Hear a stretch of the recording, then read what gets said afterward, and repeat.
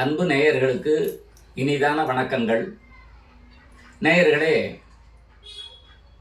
தமிழகத்தில் சட்டமன்ற தேர்தல் நெருங்கி கொண்டு இருக்கிறது. இந்த தேர்தலில் யார் வெற்றி பெறுவார் என்று பார்க்கும்போது திரு ஐயா எடப்பாடி பழனிசாமியினுடைய ஜாதகத்தை ஆராய்வோம். எடப்பாடி பழனிசாமி ஐயா அவர்கள் ரிஷப லக்னம், கன்னி ராசியில் பிறந்தவர்.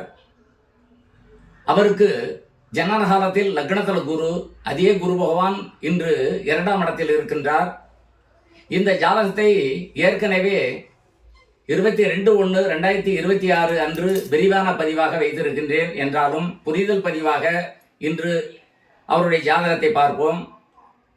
திரு ஐயா எடப்பாடி பழனிசாமி அவர்களுக்கு தர்மகர்மாதிபதி யோகம் என்று சொல்லி ஒரு யோகம் ஆரம்பமாகி இருக்கிறது. இந்த சனி பயிற்சி மூலமாக, இப்போது நடந்த சனி பயிற்சி மூலமாக தர்மகர்மாதிபதி யோகம் என்று சொல்லக்கூடிய ஒரு யோகம் ஆரம்பமாகி இருக்கிறது. இதன் மூலமாக அவர் தேர்தலில் வெற்றி பெறுவதற்கு அதிகபட்சமான யோகங்கள் கிரகத்தின் மூலமாக அவருக்கு வந்திருக்கிறது.